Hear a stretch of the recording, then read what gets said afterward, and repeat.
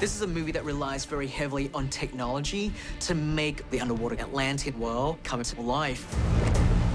I think this film is surfacing, if I may use that word, at the right time, because I think the technology has caught up with the storytelling. I don't think 5 years ago you could have made this movie, especially not 10 years ago. So much of our filmmaking process relies on the latest technologies in virtual production. Deserters in the trench had not yet fallen. Lost nation had not yet vanished. Virtual production is the marrying of visual effects elements while you're on set filming the movie. Basically, when the camera is pointed at the blue screen on a particular monitor, we can actually see a version of the background that will ultimately exist when people see the film. It's interesting. They show you this previs, the pre-visualization of what the scene is, which looks like a video game. We had to understand how the characters were going to sit on those steeds. We take those previs assets and convert them into a mode where we can use them here on set. We had to design what we call bucks, which were essentially the proxies that characters would sit on that were then puppeteered while we were shooting.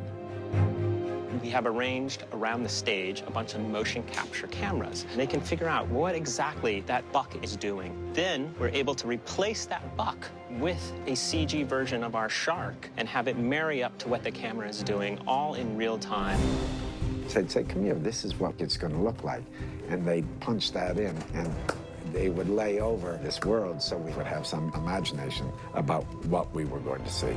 Surface dwellers, to arms! It takes this burden off of the director of having to think, am I framed up correctly? Am I framing for the environment? I mean, is the creature fitting in there?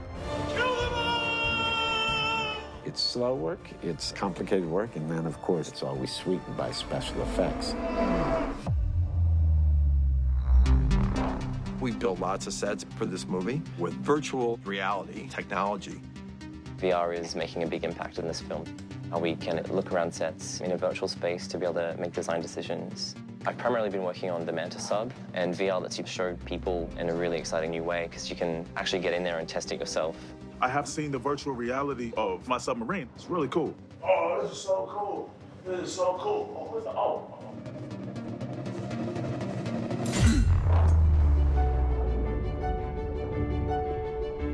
It's pretty phenomenal how, through a combination of high-tech visual effects, as well as more traditional techniques, we were able to make this movie. We did a thing which was like a wall of water, where they came out of the wall of water into a void of no water. There was a lot of testing. Getting it right is pretty tricky because it only stays in a sheet for so long before terminal velocity breaks it up, and we couldn't do a lot about that. But I think it worked really well. The light was a really important part of creating this reality. The challenge is creating this underwater world in a dry environment. There's a whole way that light travels through water. Anytime you have light crossing through this air-water boundary, you're going to get these sort of natural refractions. It's what you see at the bottom of a swimming pool that says water. It really sort of tells you where you are. So we try to emulate that. We actually have built water trays above us to kind of manipulate the light, and it makes you feel like you're underwater. What we did in some scenes is we created these walls of light. It added another layer to the reality of it. Every single shot has its own purpose-built gimbal rig that allows us to be able to pull off what we need to do.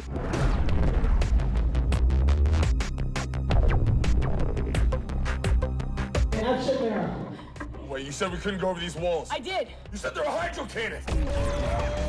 When Arthur and Mira are zipping around, we came up with the idea that they would need some kind of windshield to help them be aerodynamic, but the windshield is made from technology that can harden water to give it that glass-like quality to it. But inside the ship, there's also water.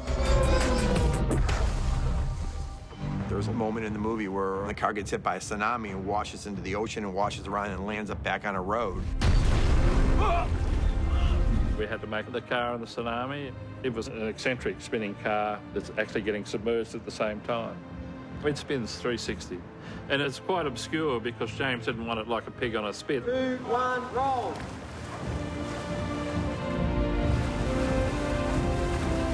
I I think ultimately, because James and everyone involved did such an amazing job of embracing the aquatic technology, everything is just really well executed.